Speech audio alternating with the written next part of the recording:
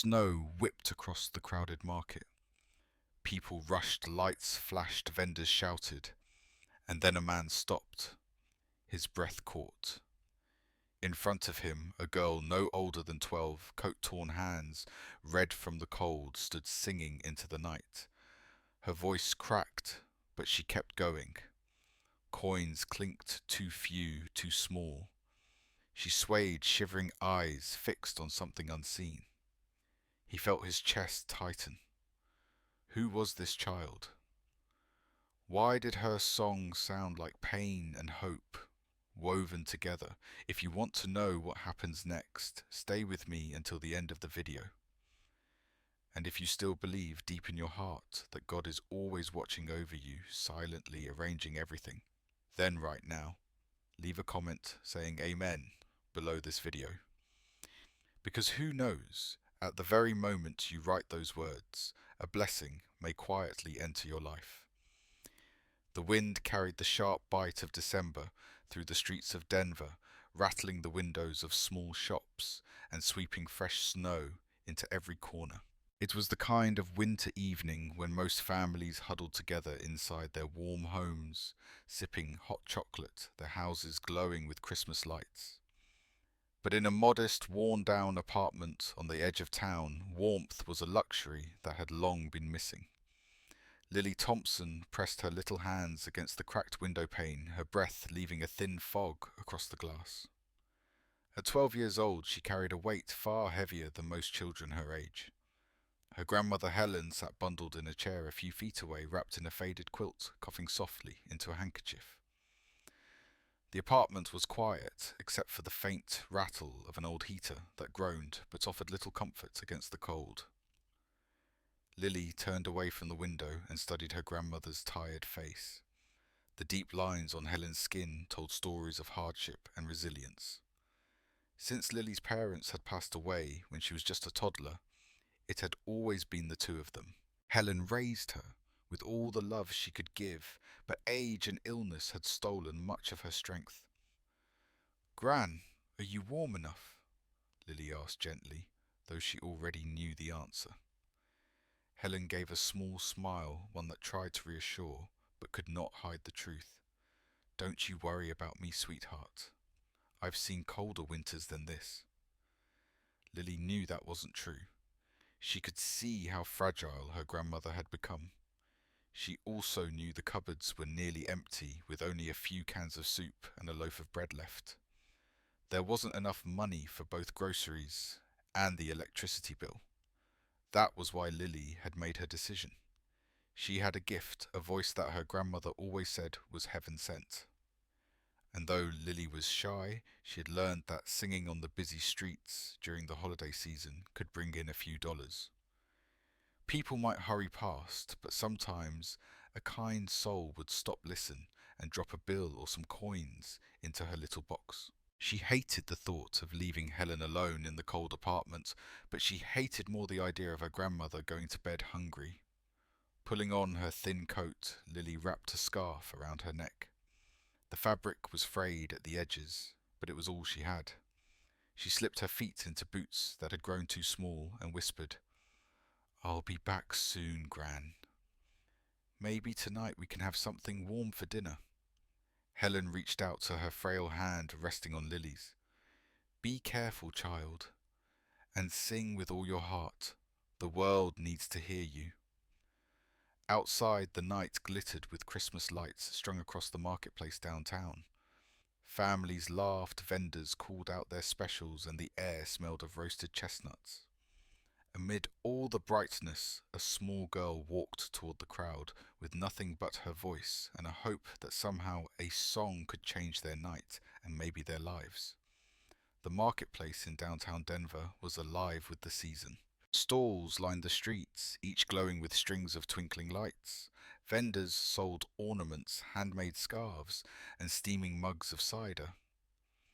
Families walked shoulder to shoulder, their laughter rising above the sound of carols playing from hidden speakers.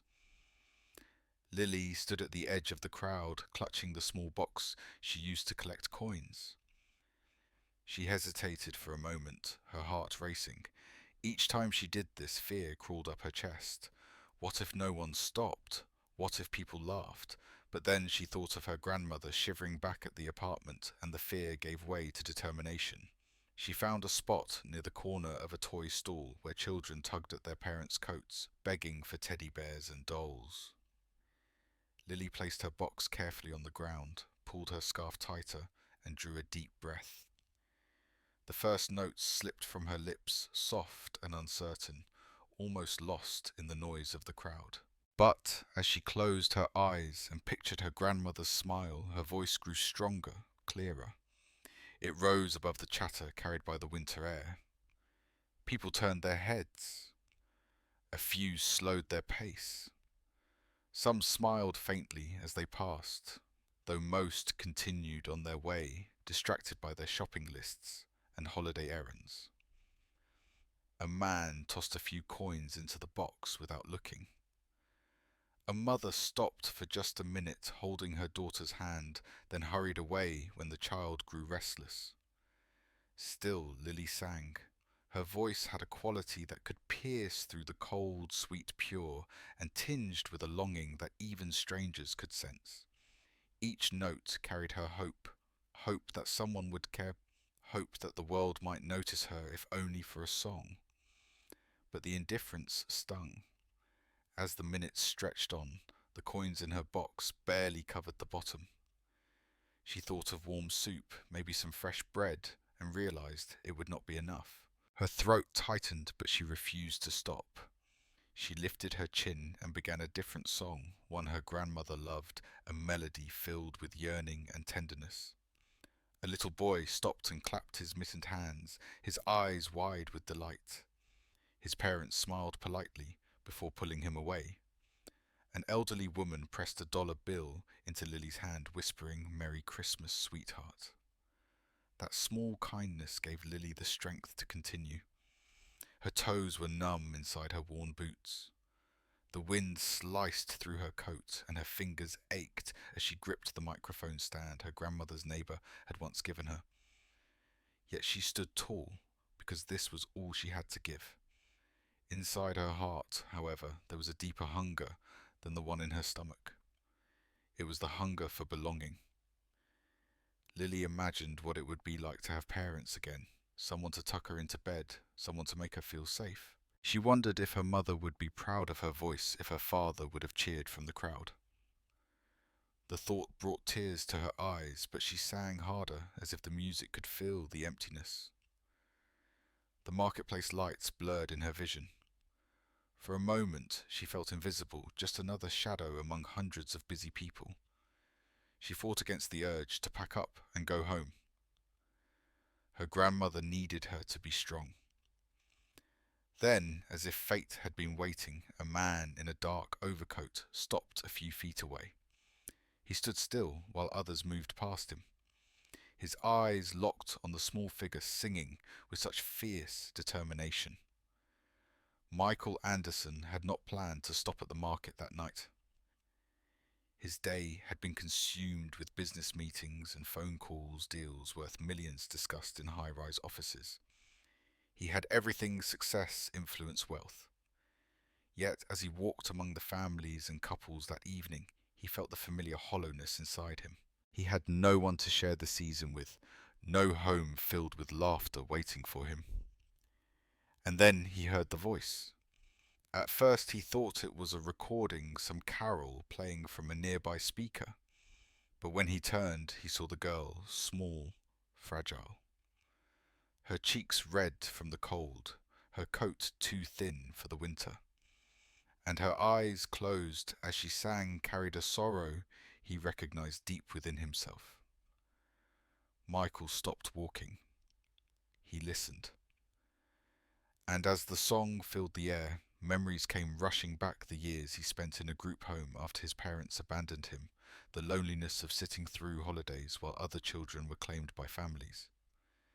The determination he had carried as a boy to survive, to build something better even when no one believed in him. He realized in that instant that this little girl was singing more than just words. She was singing survival. She was singing the very heartache he had known.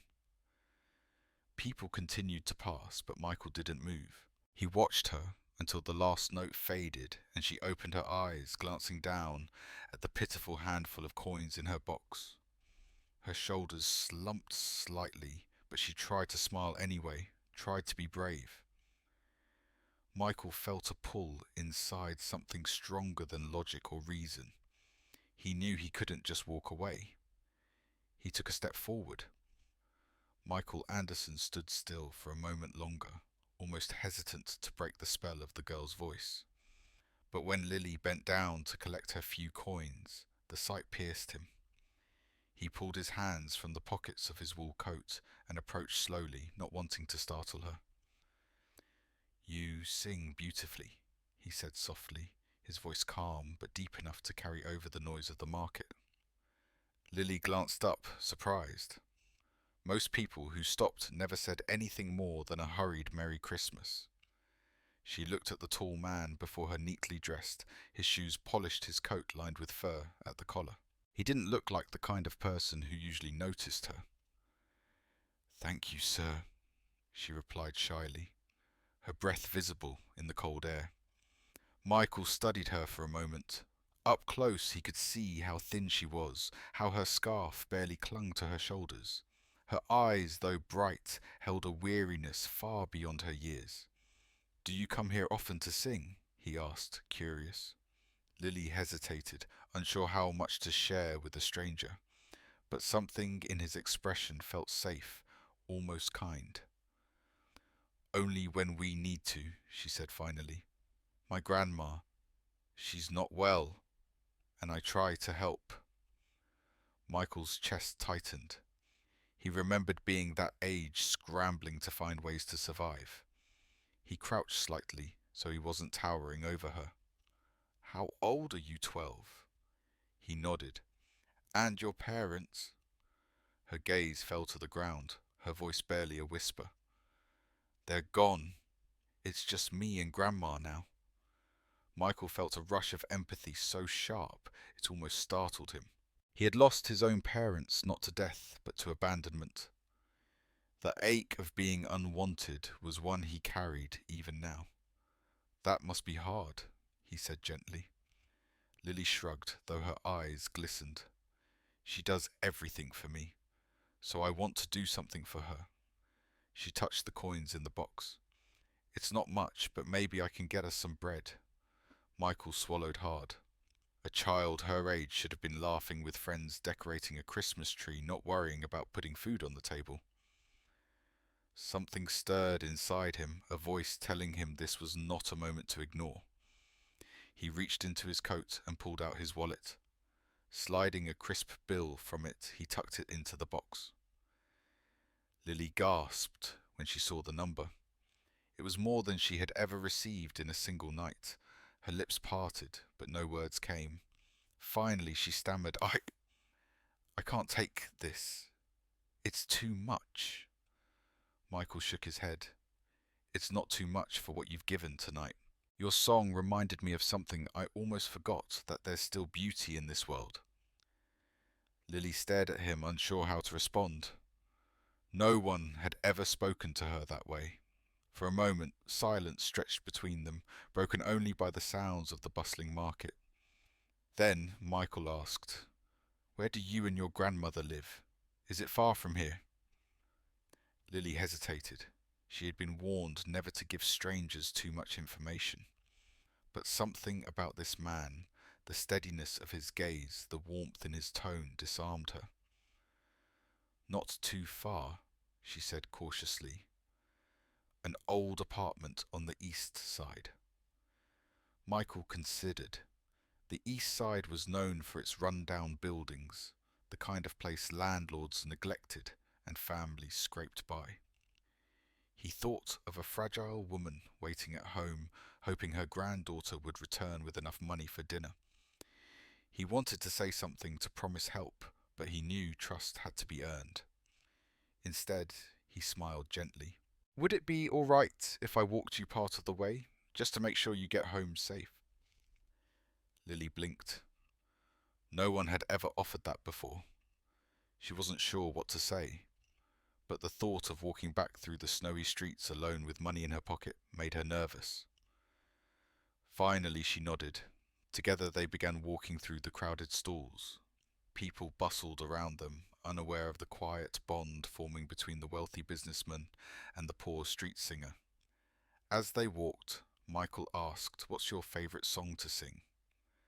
Lily thought for a moment, then smiled faintly. "There's one my grandma always asks me to sing before bed. It's about hope, about finding light in the dark." "That sounds like the perfect song," Michael said. Her smile widened just a little. For the first time that evening she felt seen, not as a poor child or a singer in the cold, but simply as Lily.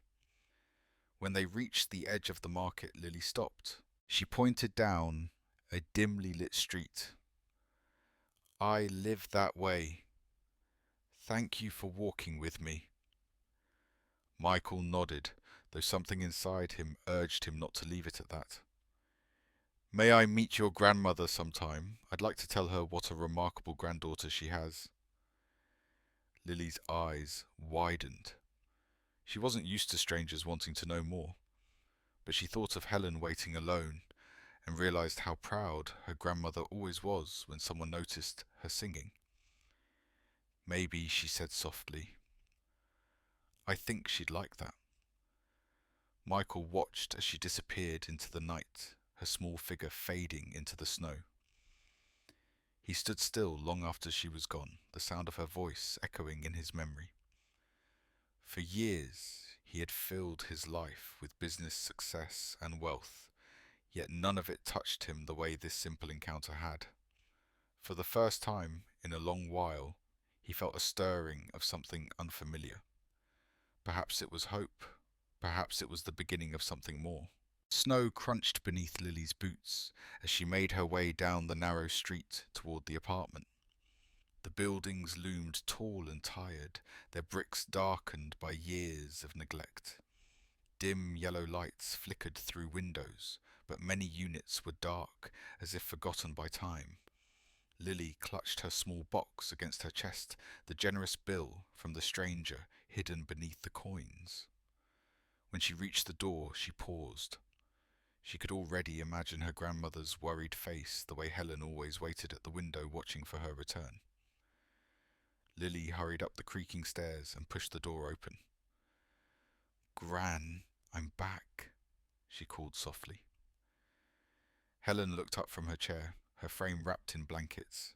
Relief washed across her wrinkled face. "Thank heavens, Lily. I was starting to worry." Lily knelt beside her and opened the box. "Look what we got tonight." She showed the handful of coins and, hesitating a little, pulled out the crisp bill. Helen's eyes widened. "Child, where on earth did you get that?" "A man gave it to me," Lily explained quickly. "He said I sing beautifully. He walked me part of the way home to make sure I was safe." Helen frowned slightly, though her eyes softened at her granddaughter's excitement. "You must be careful with strangers, Lily." "I know," Gran Lily said earnestly, "but he was kind. He even asked if he could meet you someday." Before Helen could respond, there was a knock at the door. Both of them froze, exchanging a glance. Few people visited them, especially this late. Lily stood and cautiously opened the door. To her surprise, there he was, the man from the market, standing with snow still dusting his shoulders. "Mr. Anderson," Lily breathed, almost unsure if she should be glad or nervous. Michael smiled politely. "Forgive me for coming unannounced. I wanted to be sure you both had what you needed tonight." He held up a paper bag. The smell of roasted chicken and fresh bread escaped into the cold air. Helen's eyes widened again, and she slowly pushed herself up from the chair. "Sir, you shouldn't have troubled yourself." "It's no trouble," Michael said warmly as he stepped inside. "Please call me Michael." The three of them gathered around the small table, its surface worn and scratched, but carefully kept clean. Helen served the food with shaking hands, her eyes glistening as she watched her granddaughter take the first bite of hot chicken in weeks. Mr. Anderson, Helen began after a moment, you've already done too much for us tonight. We don't know how to repay such kindness. Michael shook his head. You owe me nothing. Your granddaughter gave me a gift tonight. Her song reminded me of something I thought I had lost. Helen studied him closely. She saw not just wealth in his tailored coat and polished shoes, but a deep loneliness in his eyes. You speak like a man who understands hardship. Michael nodded slowly. I grew up without much. I spent years in a home for children with no families. I know what it feels like to be unseen, unheard. That's why Lily's voice struck me the way it did. Helen's hand trembled as she reached for her tea. She had worried for so long about what would happen to Lily when she was gone. Age and illness were catching up with her, and no matter how much she tried to hide it, she could feel her strength fading each day. Lily is all I have left, Helen whispered. I fear I won't be able to care for her much longer. But the thought of letting her go... Her voice broke. Michael leaned forward gently. You've done everything you can for her. She's strong because of you. But perhaps it's time others step in too. Lily deserves more than struggling to survive. Lily looked between them, confusion in her young eyes. Gran, what do you mean? Helen forced a smile, brushing a strand of hair from Lily's face. Nothing for you to worry about, sweetheart. I just want you safe. Michael hesitated, feeling the weight of what he wanted to say. He barely knew them yet. Something about the girl and her grandmother touched a part of him that had long been silent. He imagined Lily's laughter filling his empty house, imagined Helen resting easy, knowing her granddaughter's future was secure. But he also knew trust was not built in one night. Instead, he said quietly, I'd like to visit again, if that's all right. Maybe bring some groceries, help where I can. Helen looked into his eyes, searching for deceit, but found none. Finally, she nodded. We would welcome that. The evening passed with quiet conversation. Lily shared stories about school, about the songs her grandmother taught her, about the dream of one day singing on a real stage. Michael listened intently, more captivated than he had been in any boardroom meeting. When he finally rose to leave, Helen thanked him once more, her voice thick with emotion. You've given us more than food tonight, Michael. You've given us hope. As he stepped back into the snowy night, Michael felt something stir within him. He had lived for years surrounded by wealth, but his life had been empty. Tonight, in that tiny apartment, with peeling wallpaper and a single flickering lamp, he had felt something he hadn't known. He was missing family. And as he walked away, he knew this was only the beginning. Over the following weeks, Michael became a familiar presence in Lily and Helen's small apartment. He never arrived empty-handed. Sometimes he brought groceries, sometimes medicine, and once he even carried in a brand new space heater that filled the living room with blessed warmth. At first, Helen resisted. Her pride told her not to depend on anyone, especially a man she had only just met. But as she watched Lily's cheeks regain colour and her cough ease with the medicine, Michael provided her gratitude outweighed her hesitation. For Lily, Michael's visits became the brightest part of her days. He listened to her songs as if they mattered, asked about her dreams as if they were possible, and treated her not as a poor girl from the east side, but as someone worthy of being heard. One evening in January, snow piled high outside. Michael sat at the small table with them once again. Lily had just finished singing, her clear voice filling the room. When the last note faded, Michael remained quiet for a long time, as though gathering the courage to speak. Finally, he looked at Helen. There's something I've been thinking about, he said slowly, and I hope you'll hear me out before deciding. Helen's hands tightened around her teacup. She had sensed this moment coming. Go on. Michael glanced at Lily, then back to Helen. I've built a life of comfort, but it's a hollow one. I have no family, no children of my own. Meeting Lily has changed that. She's extraordinary, and I believe she deserves opportunities I can give her. Education, a safe home, a future. His voice softened. I would like to adopt her. The words hung heavy in the air. Lily froze, her wide eyes darting between them. Helen's breath caught in her chest. You mean, take her away from me? Helen whispered, her voice trembling. Michael shook his head. Not away. I would never cut you out of her life. I want you to be part of it always. But I can provide things you can't right now, and I know that weighs on you. Helen's heart pounded. For years she had lain awake at night fearing what would happen when she was gone. She had prayed for an answer for someone to care for Lily. Yet now, faced with the reality of letting go, the thought nearly broke her. Gran Lily's small voice wavered. Do you want me to go? Tears welled in Helen's eyes.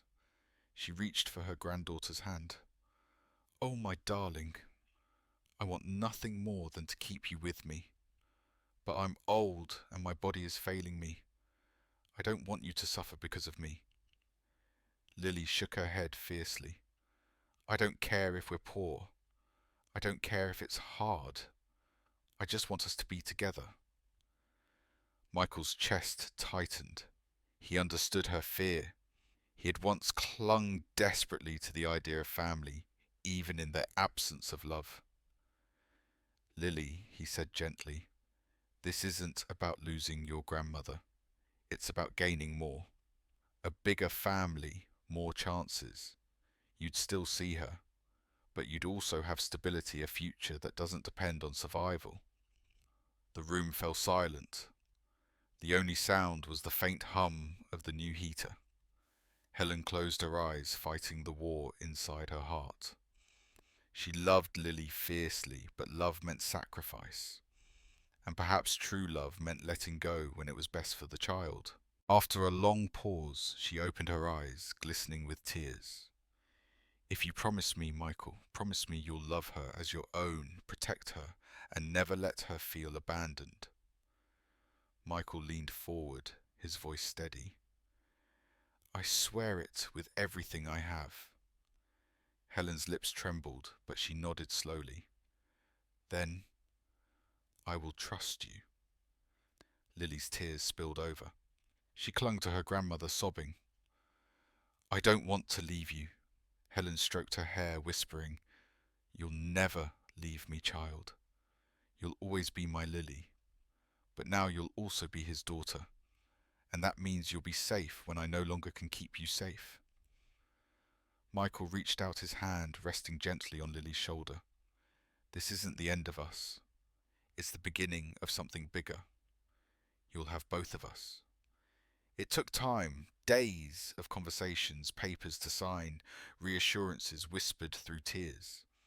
But slowly, Lily began to understand. This wasn't about losing her grandmother. It was about gaining a future neither of them could have imagined. When the adoption was finalized, weeks later, Michael brought Lily and Helen to his home. It was a grand house filled with polished wood and wide windows, but it had always felt empty to him. Now, as Lily's laughter echoed through the halls, and Helen settled comfortably in a guest room prepared, especially for her, Michael felt something he had never known before home. That night, as Lily sang softly in the living room, Michael and Helen exchanged a glance. The old woman's eyes held both sorrow and relief, while Michael's carried gratitude and determination. Between them, in the sweet voice of a 12-year-old girl, a new family was born.